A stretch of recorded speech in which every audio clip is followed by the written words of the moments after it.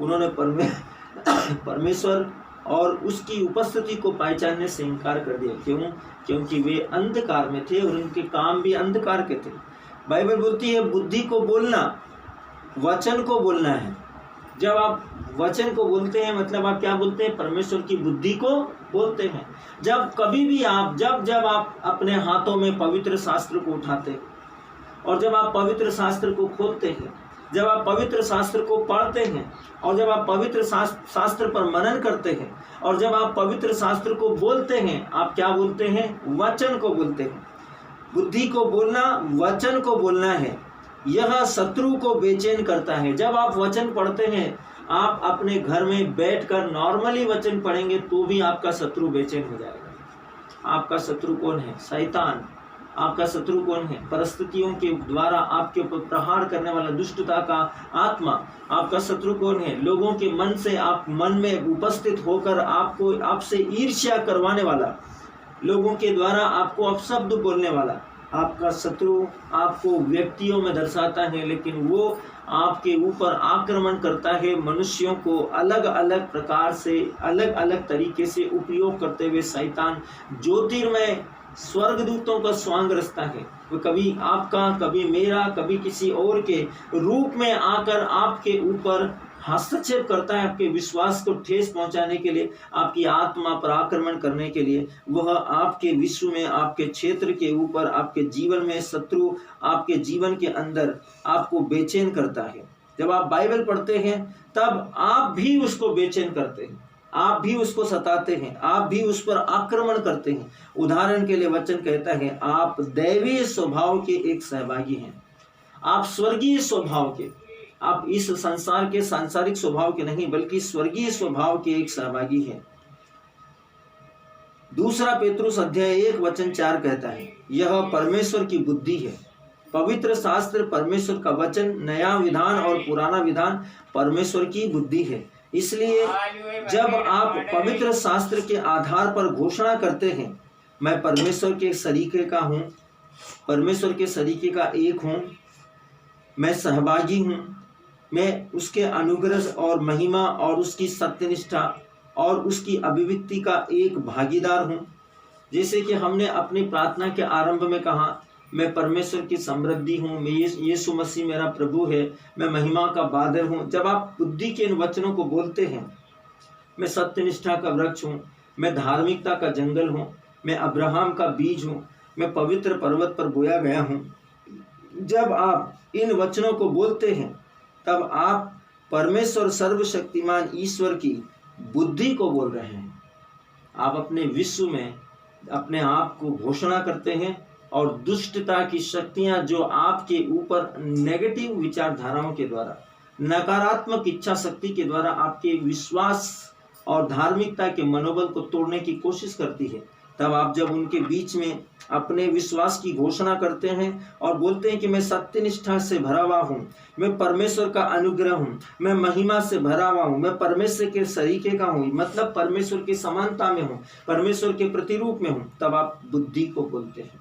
सर्वशक्तिमान की बुद्धि की घोषणा करते हैं। इस विश्व के अंधकार में शक्तियों के अधिकार, उसके आधिपत्य, उसके शासक और उसके सब प्रवाचकों के मध्य आप सर्वशक्तिमान की बुद्धि की घोषणा करते हैं, बुद्धि को बोलते हैं। जब आप घोषणा करते हैं सारी वस्तुएं मेरी है, तब आप बुद्धि बोल रहे हैं, परमेश्वर की ओर से बोल रहे हैं।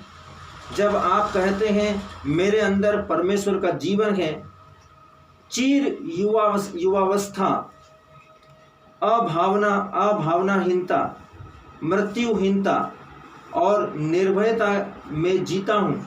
जब आप इस प्रकार से बोलते हैं कि मैं चिर युवावस्था में हूँ, मैं हमेशा जवान रहूँगा, मैं कभी बूढ़ा नहीं होऊंगा, जब आप ऐसा बोलते हैं, जब आप ऐसा बोलते हैं कि मैं अभावनाहीनता में हूँ, मैं किसी के साथ में पक्षपात नहीं करता, भेद भावना की भावना नहीं रखता, जब आप बोलते हैं कि मैं मृत्युहीनता की महिमा में हूँ, आप घोषणा करते हैं, बुद्धि को बोलते हैं कि मैं कभी नहीं मरूंगा, मैं सर्वदा परमेश्वर में जीता हूँ। जब आप बोलते हैं मैं निर्भयता में हूँ, या निर्भयता में जीता हूँ, तो मैं इस संसार की किसी भी परिस्थिति से डरता नहीं हूँ, भयभीत नहीं हूँ।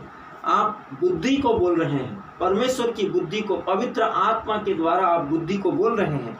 आप घोषणा कर रहे हैं कि आप इस विश्व में ऐसे हैं जैसा परमेश्वर था।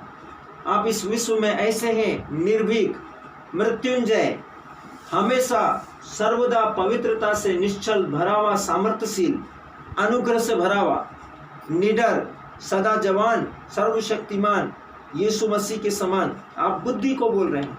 जो वचन आपके विषय में कहता है उसकी घोषणा करो। बाइबल यही बोलती है कि जब आप वचन पढ़ते हैं और आप देखते हैं वचन को, तो जो वचन आपके विषय में कहता है परमेश्वर की ओर से, उसकी घोषणा करो, उसको अंडरलाइन करो बाइबल में, और उसको बार बार बोलो। जैसे परमेश्वर का वचन बोलता है, मैं तुम्हें शांति देता हूँ, आप बोलो उस वचन को अंडरलाइन करके कि प्रभु आपका वचन बोलता है, मैं तुम्हें शांति देता हूँ, मैं आपकी शांति से भरा हुआ हूँ। तो आप क्या कर रहे हैं? बुद्धि को बोल रहे हैं। परमेश्वर का वचन कहता है उसकी घोषणा करो। स्थिति के बावजूद आपके जीवन में शांति नहीं है, फिर भी आप शांति की घोषणा करो।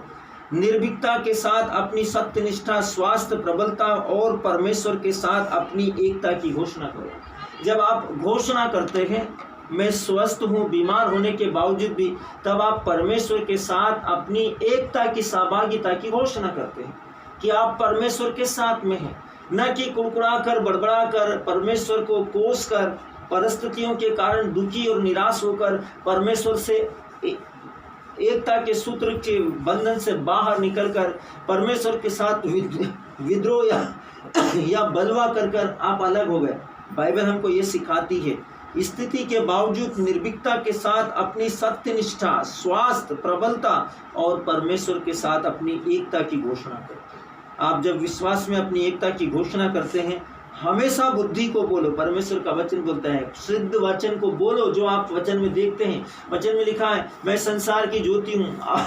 आपको उन वचनों को अपने जीवन में लगातार दोहराना है। जब आप बोलेंगे मैं संसार की ज्योति हूँ, तो अंधकार आपके जीवन से बाहर होगा और प्रकाश आपकी आत्मा में प्रकट होगा।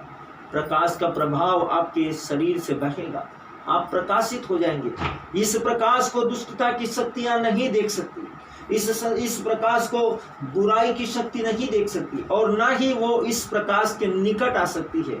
क्योंकि यदि वो इस प्रकाश के निकट आएगी तो, और यदि ये प्रकाश उनके निकट पहुंचेगा, तो उनके सभी बुरे और पाप से भरे हुए अंधकार के काम प्रकट हो जाएंगे। इसलिए आपको और मुझको बुद्धि की हमेशा घोषणा करते रहना और अपने मुंह से बोलते रहना और अपने जीवन में परमेश्वर को महिमा देने के समान इस विश्वास के साथ घोषणा करते रहना आवश्यक है, ताकि हम परमेश्वर की बुद्धि को बोले, सुसमाचार को पढ़ते रहे, सुसमाचार पर मनन चिंतन करते रहे, सुसमाचार को दोहराते रहे, ताकि